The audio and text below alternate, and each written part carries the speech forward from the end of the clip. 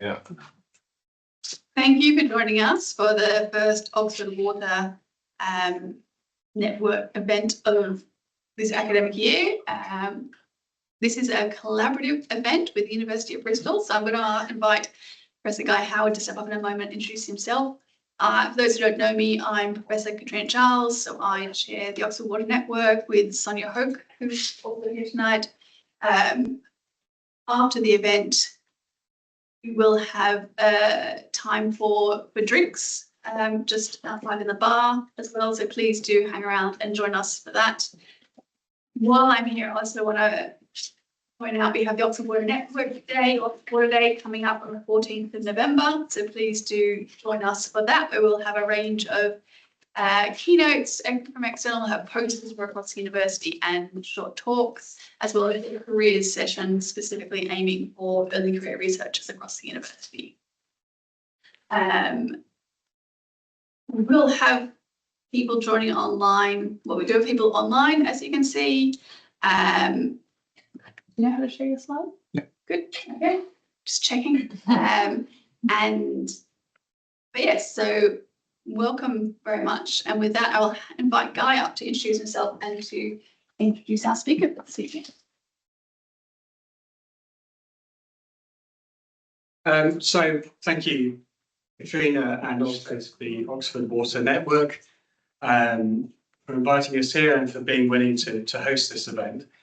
On behalf of both Oxford and Bristol, it's much appreciated. I'm Guy Howard from the University of Bristol. I have two roles there. I'm the director of the Cabot Institute for the Environment, and I'm also a professor of environmental infrastructure resilience in the School of Civil Aerospace and Design Engineering. So welcome to all of you on behalf of Bristol. My great pleasure to introduce Christoph Lüthi, who is from the Swiss Federal Institute of Static Ecology, otherwise known as IABAG, which is actually much easier to say than the formulate. So Christoph is a senior scientist at IABAG. He's also a former director of the Sanitation Solid Waste Department at IABAG. And Christoph has spent most of his career looking at issues around sanitation, waste management, wastewater, particularly in low and middle income countries. And through that has gained a wealth of experience and knowledge, which he's going to share today about what it means to have equitable partnerships when you're doing research in low and middle income countries. We were very happy to have Christoph in Bristol 3 months. I know he also spent 3 months here in Oxford, so he's also quite familiar with both locales, which is also great. So with no further ado, let me hand over to Christoph. Okay, thanks a lot. Please, Christoph. Thanks for the invitation, inviting me here for the first seminar of the semester. I'm going to share my slides.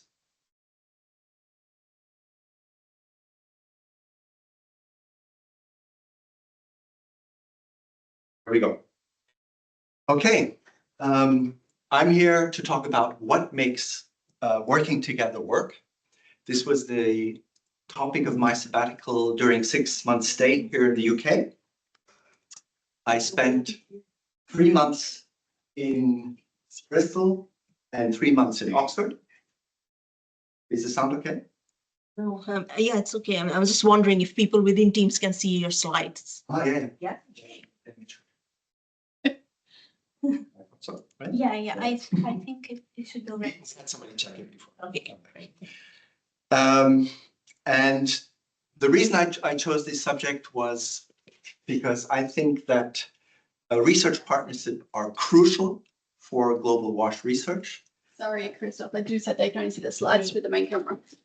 Only need to share it from within Teams.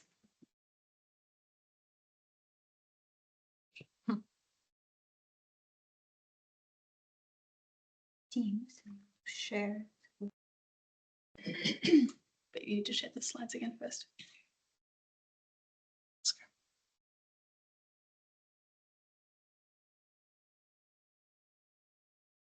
No, I don't know. Yeah, but it was in share.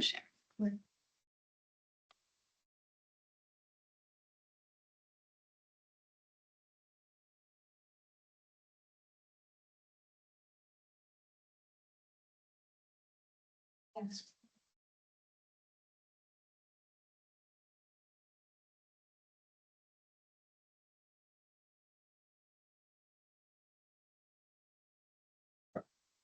Great, thanks a lot. So spent 6 months of this lovely summer in Oxford and then in Bristol, and was looking at research partnership, equitable research partnership issues. And like I was saying, I think this is crucial for global water research. And I think equity is also central for its success. And I think this is increasingly true because of the new landscape that we're finding today with defunding of research, especially of applied research that we, all of us probably in this room are doing. And therefore, I think it was opportune to take a look at equitable research partnerships a bit more in detail. A few words about myself.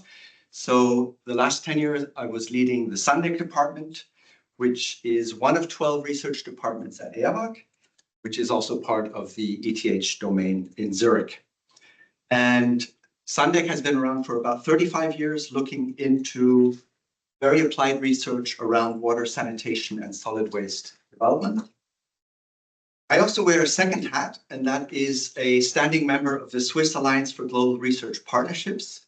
This is, if you want, the think tank of the Swiss Academy of Science, which provides guidance for universities and institutions in Switzerland that are doing global research around the world.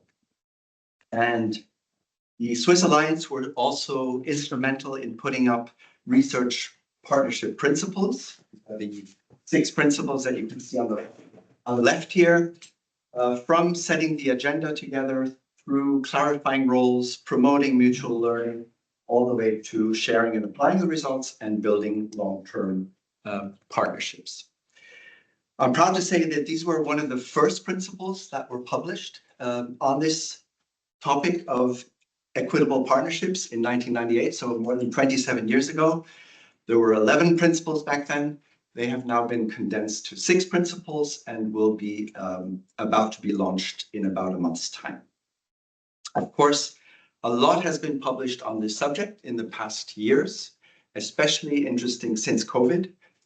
You see a large uptake in this topic. And interesting is also to know that about 90% of the literature is in the public health sphere. These are the 3 themes that I set myself for my sabbatical. First, overall, how to improve quality and impact of transboundary research. Secondly, looking at what UK universities are doing in this field and how they're dealing with equity in research partnerships. And thirdly, to bring back actionable steps and recommendations that we can also adopt at EAVAG and ETH. Before I continue, maybe let me define what I mean with equitable partnerships. So at its essence, it's the fair distribution of resources, benefits, and decision-making power within research collaborations. And this, of course, includes issues of fairness, transparency, accountability, and the inclusion of diverse perspectives. In the past few months, I've also taken a closer look at some of the existing guidelines that exist in the UK.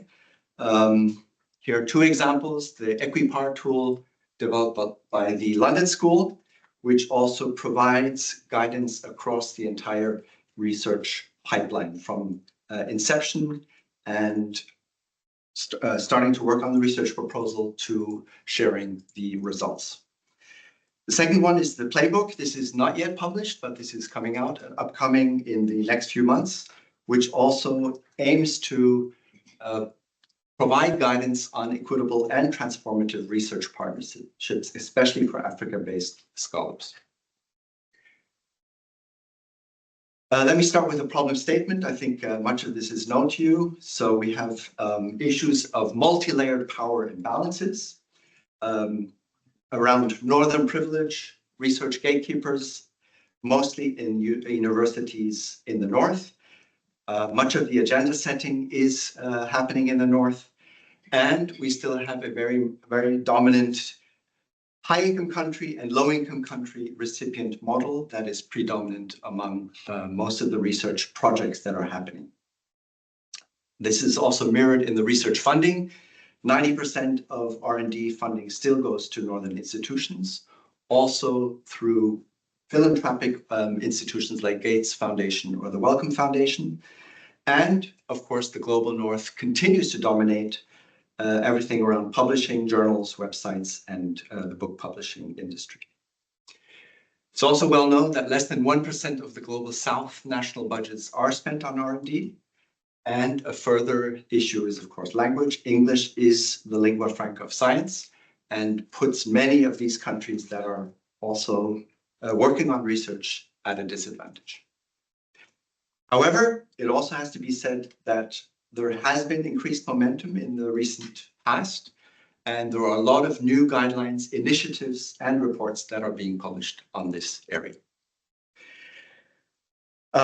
In the past few months, I've also carried out key informant interviews. I've conducted 25 interviews, both with researchers from the South and from the North, 11 Southern researchers, 14 Northern researchers.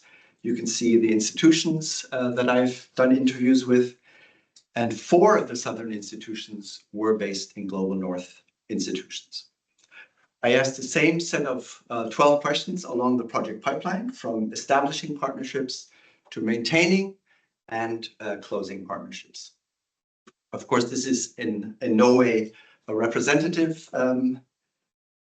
sample, but it is, or the interviewees that I've chosen are people who work in Global WASH and at more of a senior level. And here are some of the findings that I'd like to share with you. So one of the questions I asked was, what are key factors that can enable equitable partnerships? And here, by far, the #1 issue that was mentioned was trust. And interesting is that trust was mentioned by far more people from the Global South than from the Global North. And common issues mentioned here were mutual respect, transparency, open communication.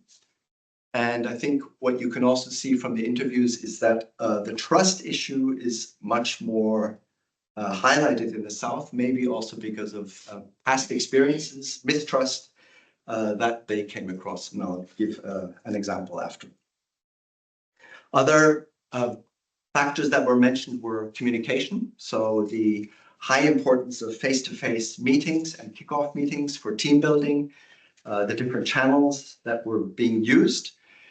Interesting is to note that especially in very low-income countries like Malawi or Liberia, WhatsApp is the #1 communication tool being used because the others don't give the bandwidth that is necessary. Authorship was mentioned by North and South as one of the key issues. This is, of course, where interests collide around, especially around first authorship. And many from the South also mentioned that authors are only included if they write things, but not if they, for example, contribute to the field research. These people are only acknowledged in the acknowledgement section. Power dynamics, a big issue, also mentioned by several of the interviewees. Realigning incentives of funders was mentioned by many. And several from the South also mentioned of issues around trust and mistrust. So perception that the North are better than those of us here in the South. And once you see that, partnerships are dead on arrival. Further, I asked the question, can North-South collaborations ever be equitable and fair? Here, the picture was much more skewed between optimists, pessimists, and realists. Starting with the optimists, I think they both North and South saying, yes, it can happen. And yes, if we set the intentions right, this is definitely possible. Interesting was in the pessimist side, a lot more people from the North were pessimistic about if this is possible. Just to read a few here. No, I don't think they can be truly equitable and fair. There are so many disadvantages of access. It's very difficult for them to be equitable because of different perspectives between North and South. In design intention, yes, but in practice, I don't think it happens. Probably not entirely, as the funding from the North creates asymmetries.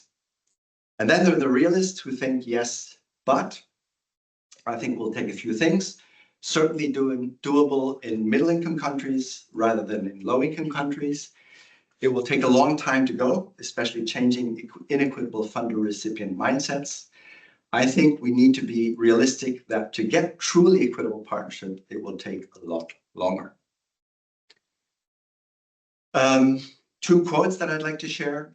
This is from a senior researcher south. The global north often provide all or the bulk of the project funding, which inevitably shapes agendas, decision-making processes, and even research priorities. This financial imbalance tends to skew partnerships in favor of the interests of the north. A further quote from the south, the contextual expertise that southern researchers bring to a project is often not valued, especially in terms of salary. And the third one from the north, I think it would be possible, and I do see it becoming more equitable with countries like India, Brazil, or Morocco. I think increasingly these countries have money and can dictate what they want to work on.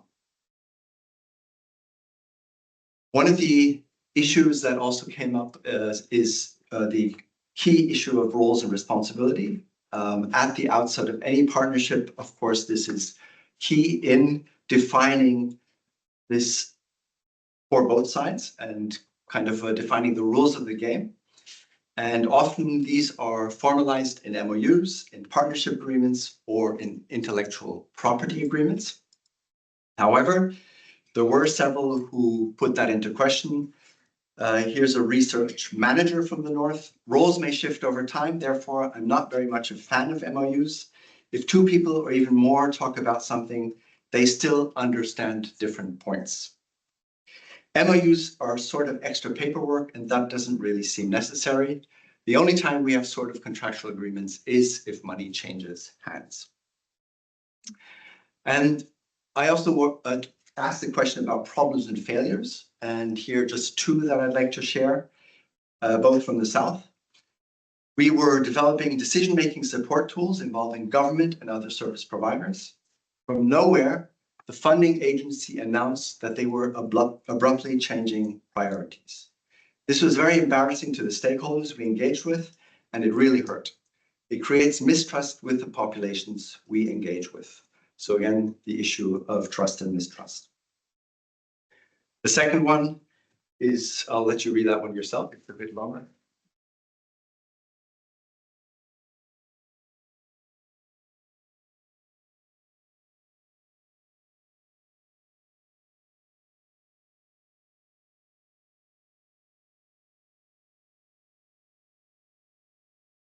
So also underlining the key importance that partners from the South see in how sometimes northern agencies are intrusive in the way they do their work.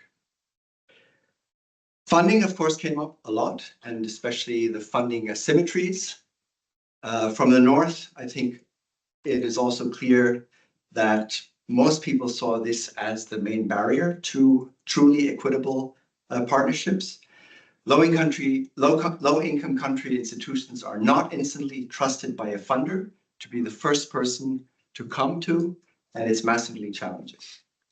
The funding that comes from government-backed sources, for example, the UK government, they're going to want something out of it. I think the prioritizing tends to be located in the global north.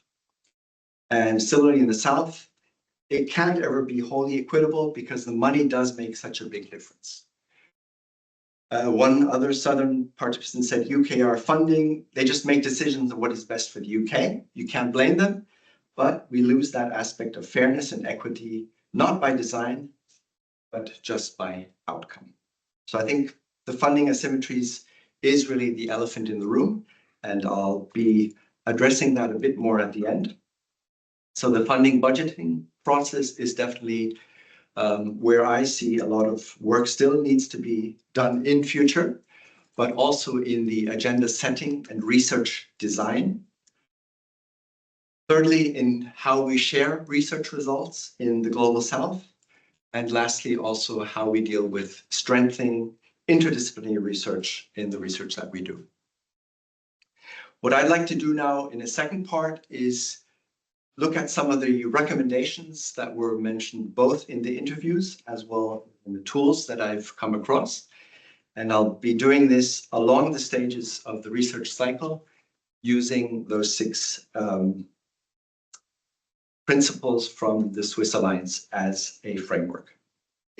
So starting with setting the agenda together, here I think undoubtedly the most important part of any research partnership. This is where we identify and involve relevant partners. We jointly define the common goal and implementation, and we clarify and manage the expectations and objectives. And I think here, very clear, building partner relationships and allowing time for that to build is important. For example, by organizing kickoff workshops, but also jointly determining who are the other different partners, also non-academic, to be involved, for example, through a thorough stakeholder mapping. And lastly, also looking at the wider research policy and rights of expression. Example here, codes of conduct. Here's one example from Oxford, a code of conduct for ethical fieldwork that was developed recently. Secondly, managing diversity and power dynamics to promote equity. And of course, this is where the issue of adequate resources and being sure that we are open and transparent about the budgeting process.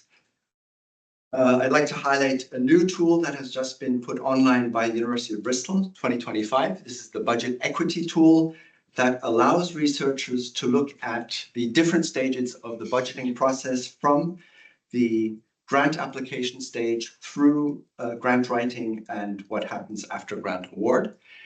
And it pays considerable attention to issues of making sure that all issues are costed. For example, open access fees or visa fees. These are considerable fees that are often neglected in some of the research partnerships. Third, clarifying roles and responsibilities to ensure coherence, transparency, and accountability. Here it's about addressing power imbalances, sharing power, and co-chairing decision-making processes.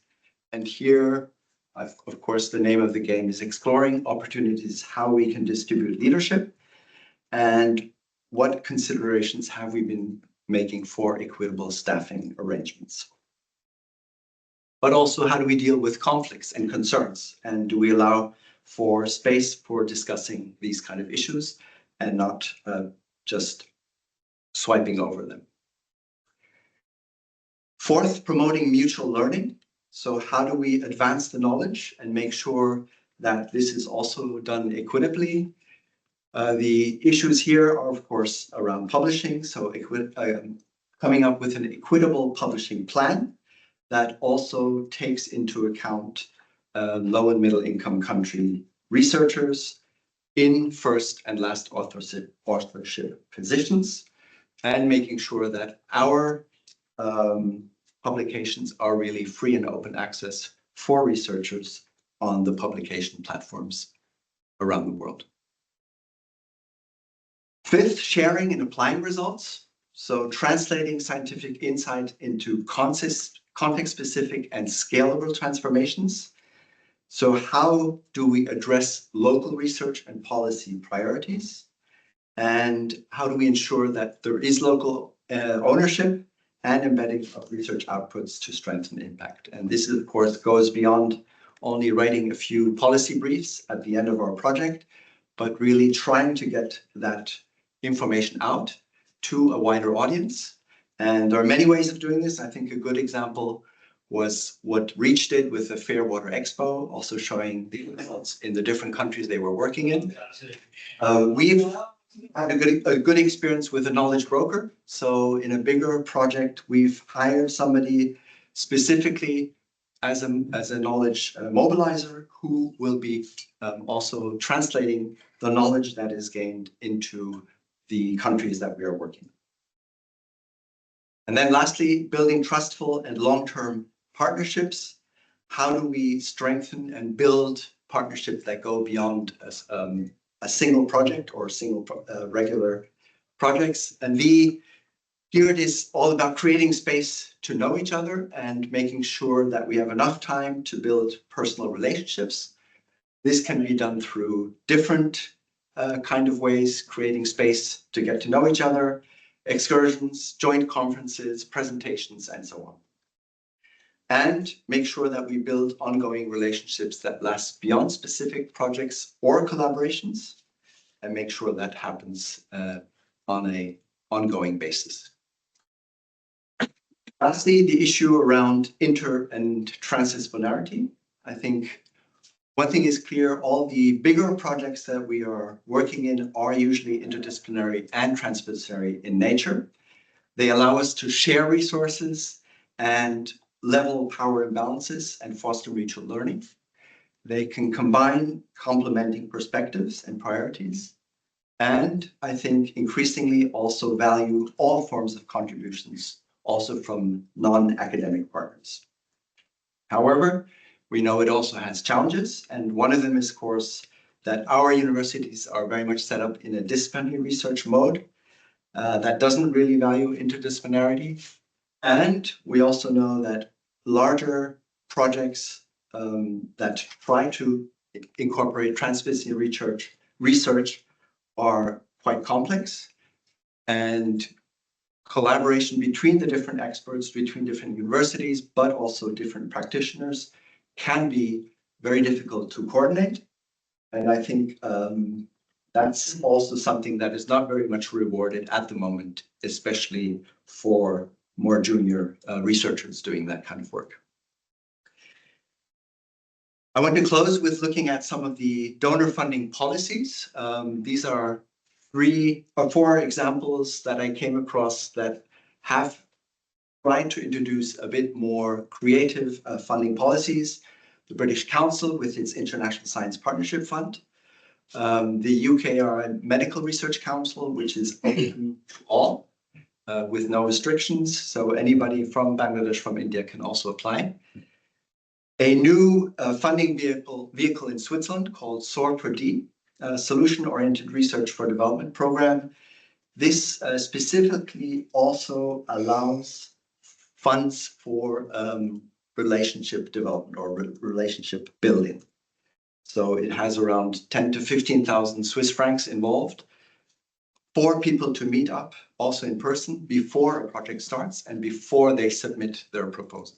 I think that's the way to go also in the future for creating a bit more inclusive and trusted partnerships.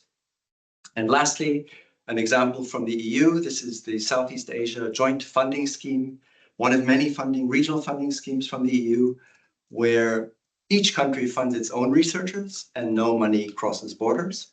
So the Indonesian government, for example, funds the Indonesian researchers. The Swedish researchers are funded by their own agency. This, of course, at the moment only works for middle-income countries, not for low-income countries, but could be a model that could be replicated elsewhere. I also wanted to share a new project where we're testing more creative funding, a pooled funding example from Kenya. This is something that we're testing with 2 utilities in the Kenyan highlands and also involving a local university, Meru University near Mount Kenya, where the researchers formulate research questions around challenges, and we then engage master's students from these universities who then work on a applied research topic.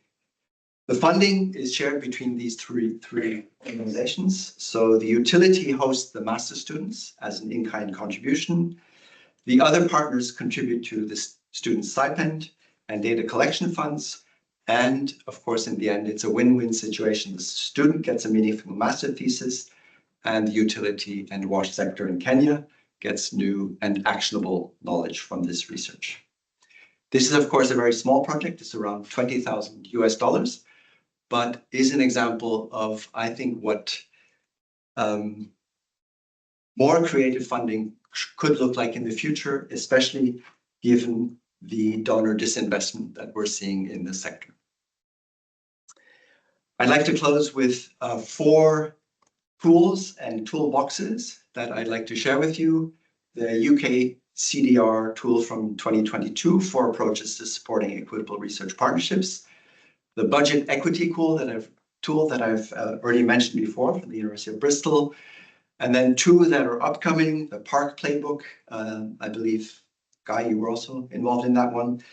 And lastly, the Guide for Transboundary Research Partnerships, the 6 research partnership principles, which will be launched in mid-November with the new 6 principles. Let me summarize how research partnerships can become more transformative. And I'd like to contrast previous or old school practice to new transformative practice, starting with agenda setting. I think in future, this will be co-production and more demand-based from the South. Project lead PIs North will transform to more co-leads. There will be a shift from tight donor deadlines to deadlines that allow consortia to deepen ties before submission. No indirect costs covered to indirect costs from, for example, university or research institutions that are also covered. Ethical approval only from the global North. This is, for example, still the case in Switzerland. Will have to change to ethical approvals, both North and South, where the research is being carried out. Biased authorship to more equitable authorship models. And extractive research and data mining will need to be changed to more enabling of access to communities and making the knowledge more accessible to the people that we have been working with in the South. From a checklist approach to equity issues to seeing equity as a systemic challenge. And lastly, the issue of data storage and access. We all know most of the data that we collect in the South is still being stored in the North or in the cloud. And I think that's also an issue that needs to be addressed in the future. And of course, making use of all the guidelines that are out there instead of reinventing the wheel. Let me close with a quote from one of the professors I interviewed in the North. It takes the North to accept letting go of power and the South accepting to take power and the responsibility that comes with it. This is a learning process where both need to move forward towards it continuously. It will not just happen suddenly, but rather step by step as a pathway of development of partnership. And with that, I'd like to thank both Katrina and Guy for hosting me for this lovely, beautiful sunny summer that I could spend in. Thanks you.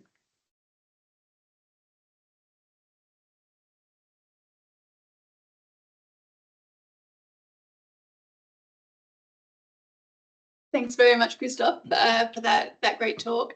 We now have time for questions and discussions, and we do have people online who can either type into the chat or put their hands up. We should be able to see you in this setup. Firstly, I can start the questions off. You've had a long career in the sector. Some of those points you're making about the past versus the future, perhaps a bit pessimistic about the past. I guess, how much are you seeing this, some of that progress has already been made versus where do you think are the things you haven't seen happening yet that you really want to see be changed? So that's the reason why I wanted to come to England, because I know that England has been working on this issue quite a lot longer than other countries that are in the game. I think a lot of maybe the pessimistic comes from other interviewees from the global North, not necessarily the UK or the universities that I stayed in here. France is an example, but I've also come across 1 or 2 examples from the UK, I'm not going to name any names, but where the university in Africa said, thank you, but no thank you, not on these terms. So I think probably Oxford and Bristol are the more enlightened ones, I would say, but there is still a lot of bad practice out there. And I think some of the quotes that I also showed that it's not yet common sense, what I showed there in what transformative research should be. But I do agree, I think a lot has happened in the last few years, and hopefully that will continue.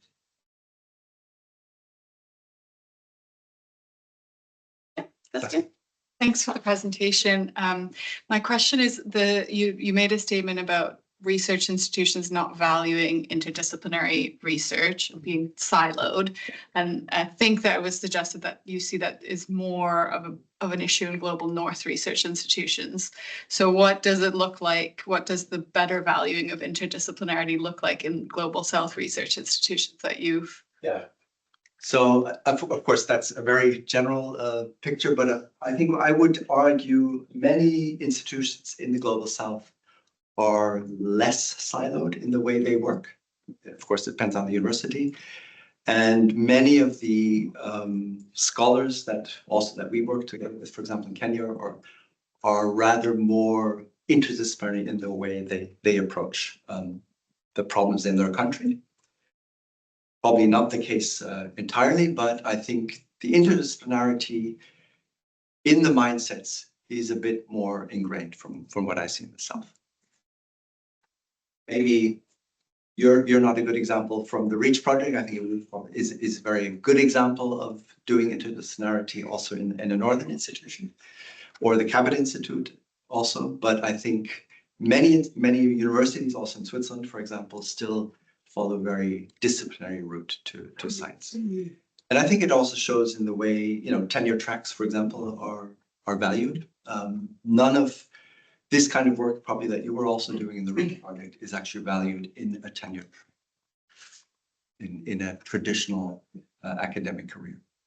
Yeah, I'm definitely not doubting that global north institutions don't value it enough, but I'm looking for good examples, I guess, of institutions that are doing it better in the global south. So that's really interesting. Thank you. Thank you for presenting, Sherry. And as you emphasized, the challenge that can be have got the potential to enable the future collaboration, and how to would you like to share your insights about how to comprehend the challenge in a challenge like the post-normal science or the applied different from the previously the applied science with met with the different the research impacts orientations. So how do you think, what kind of challenge like can be more like the collaboration? Not quite sure I understood the gist of the question. So I think you were looking at, there's the applied versus the non-applied, and I think here we're often looking at the applied sciences. But you're talking about the challenges to this work, and what do you see as the challenges for advancing those equitable partnerships? Is that? Yeah. In applied research, you mean? I mean, like different kind of the challenge. How do you think what kind of challenge can be more powerful to enable this transformation of the research systems? Right. Thank you. Okay, so I think when we speak of applied research, we usually speak about transdisciplinary research, which involves also non-academic partners like utilities or local governments, other institutions of the global south. And that, of course, adds a layer of complexity to the projects that we're dealing with. We're not only dealing with academics in the south, we're also dealing with people, with mayors, with town clerks, with utility managers, and finding the acceptable level of language of the science that we're doing together with them. That definitely adds complexity, and that needs to be addressed early on in the design of a project, and also how we go about doing research together with them. So I think that's maybe what you were looking for. Yeah. There's a question online as well. So I was asking, how do you navigate investment in more relationship building or two-way exchange activities when researching using public funds? i.e. perception is often that this is not defensible to national taxpayers. So actually the example I gave from the SOR4D, that is paid by Swiss taxpayers, and they do provide funds before a project is submitted. to build these trustful relationships. And I think this may be still an exception, but I think in future, we do see, or we need to see this kind of funding that allows partnership building, also in the very early stages or before handing in. I would always defend that as well-spent money, rather than partnerships that don't work or don't have the time to build this kind of relationship. And is that something that you're, I guess, finding space for, to make those arguments back to research funders to help them make the value arguments back to their government as well? Yeah, so that's exactly what the Swiss Alliance's role is, to bring feedback also to the donors. So in this case, it's the Swiss National Science Foundation and the STC, to show them that this is well invested money. I think in our department in Sandek, we have one person who won a SOR4D contract, about 1 million Swiss franc. And he actually used that money to have 3 people come from Uganda and Kenya to actually thrash through the budget, the objectives of the project before they submitted. And I think that was one of the reasons why they also won that contract. Others only did it online. They did not take the pain of getting to know each other or having that travel. So I think there is merit in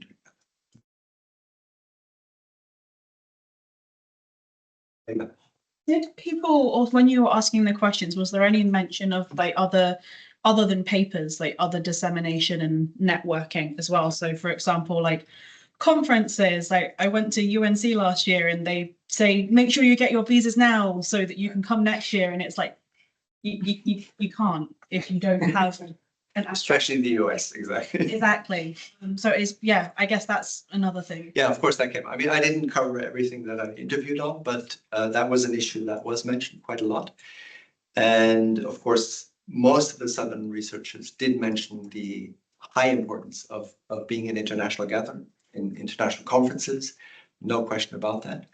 And I think that's also one of the issues that when we think about the funding, make sure that that is also included in the project funding. Rob.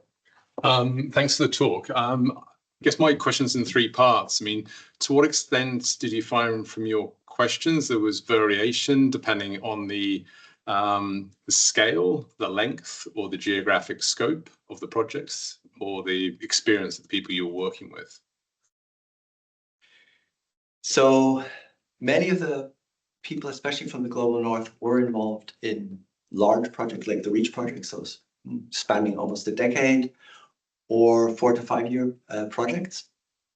And I think there, the maturity also around the arguments of building transdisciplinary approaches together with local partners is more evolved than people who have 1 or 2 year projects. I think that's very clear. Most of the interviews that I did were Africa based. I think that you saw that from also the universities, and they're very clear. That also came out, the high dependency still on research funding from the north. That's the elephant in the room. We all know that, and I think that's not going to change very quickly. That's sure. But I think we also, as researchers in the north, need to be a bit more creative how we can look at that in the future. Yeah. I'm just wondering, like, how is trust seen as being built from researchers in the global south? Would MOUs be like a stand-in for that? Yeah, so trust was an interesting question because some Southern researchers really filled 1 page around that. And it is very close and very dear to their hearts. You can really notice that on how they expanded on that. And trust building, everybody said it takes time. So you don't build trust over a half year or 1 year project. You build trust over several projects. And I think probably some of us more senior researchers in the room can attest to that. The more you've been working together with trusted partners in given universities, there is also an institutional trust that builds over time, and it's not linked to a single researchers or in those institutions. And that institutional trust can also lead to interesting new dynamics, for example, with just different departments or different taking shape. So I think trust, interesting, like I said, was more seen as an issue in the South than in the North. In the North, very skewed kind of arguments that, or factors that were given, from aligning of principles to funding was mentioned a lot, but trust, as you saw, was not very high on the agenda. No, thanks, Christoph. So a couple of questions. I mean, the first one relates a little bit to what you were talking now about trust, and you quite rightly have identified the issues around availability of funding. And then how much did the issues around contractual processes come up? So one of the things that I've seen can be a real barrier, which goes back to the trust argument, is due diligence requirements that, for instance, are imposed on UK institutions when contracting partners can be really onerous on partners who come from Asia or Africa, often requesting information they simply don't have. So did people raise that? And, you know, linked to that, did anybody offer any insights about how we might change some of that contracting process? So I'll leave it there. And yeah, I think that's very country specific. And I know the UK especially has high standards or very high expectations in the process. In Switzerland, that's a lot less the case, for example. So in our 5-year program that's funded by SDC and SNF, we have a bigger contract with Makerere University in Uganda, and that's around 150,000 Swiss francs. They only are asking for an audit at the end of the project. And no, you know, we didn't have to go through elaborate due diligence with that. For them, it was okay saying this is the #1 university in Uganda, and they have their own accounting systems and so on. But yes, it did come up, especially in the northern and especially in the UK participants, but less so. You had a second question. Well, yeah, I mean, unless anybody else has got anything else. But the second question I think is also interesting is thinking about incentives for academics in the north and the south around research linked to their career progressions. And I don't know, did that come up? Because certainly in the past, it's been raised that you know, excellence in research can be much more meaningful for northern researchers for their career progression than it is sometimes for southern research. So I'm just interested in any reflections you had that. Didn't come up that often. If it did come up, then from northern, and interesting, not senior researchers, but more the middle level researchers who are, of course, in that rat race of trying to, and often linked to authorship issues. So there were some that mentioned that this is a sensitive topic because we know that the southern authors also would like to be first author, but I have to be first author because it's publish or perish, right? So I think authorship is next to funding one of the big sensitive topics that come up and over again. One question up here. Yeah.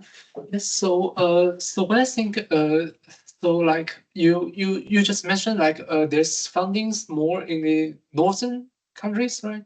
And if the government funding is involved, like some kind of public money is involved, so the government is that, so the government is not naturally want those research progress and the outcome is more close to their domestic challenges. So how can we solve that in equity? I think we are talking about research funding that is specifically put aside for North-South, not for domestic issues. But of course, we all know that funding pot has been cut drastically in many countries.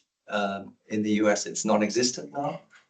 And I think there, you know, this is not going to return. I think that's pretty clear.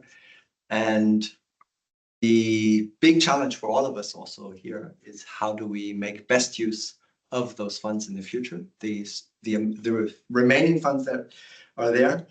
And here, I think, like I said before, it's around making more efficient use of resources, but also trying to be a bit more creative about how we go about research. And let's face it, I mean, many countries can finance or co-finance some of the research. And I think the Kenyan example is not big funding, but they are showing, yes, we can put some money on the table because this is of interest to us. And we are interested in the results that come out of this. And I think we have to play that card a bit more deliberate also from the North. So could I just add a comment on that also, Christoph? Because I think you're right about where money is going from the north to the south. I think there are some countries where they have deliberately co-designed research programs, for instance, with the UK, to make sure that issues that are researched had equal relevance in the UK as to the country itself. So the Department of Biotechnology in India set up a whole set of programs like that. But like you say, I think maybe that's more feasible when you're dealing with middle-income countries. But it was a nice role reversal that it was the Indians who insisted that any research funded had to be relevant in the UK as it was in India. And that was driven by them. And it was about saying that gives us a real sense that this is an equitable partnership and it is not, just a... Yeah, I think it goes back to that statement, probably feasible for middle-income countries, less so low-income. Yep, Olivia. Was it like the people that you interviewed, were they mainly from the same kind of field that we're all in? So like the water sector and adjacent? Yeah, I forgot to say in the beginning, all of them are involved in water research. Even from those were researchers involved in water and sanitation issues.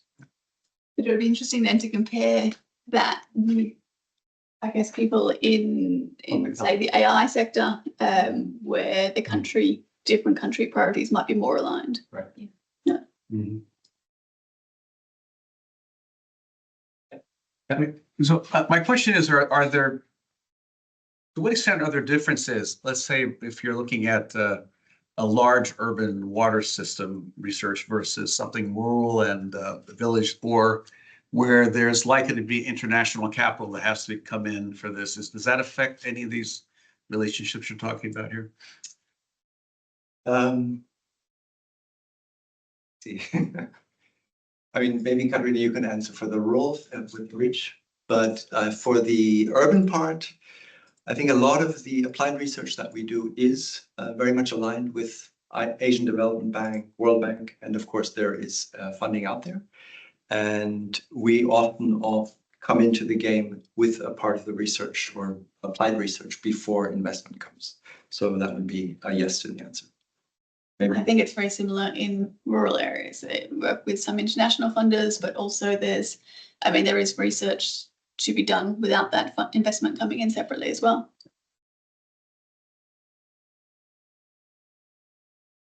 Okay, is there online? There hasn't been more coming through on the chat. Okay. So I think now with that, we'd like to thank you very much for spending your sabbatical with us here in Oxford and at Bristol. It's been really great to go on some of this journey with you and to hear the outcomes of it at the end of it. So thank you very much for that.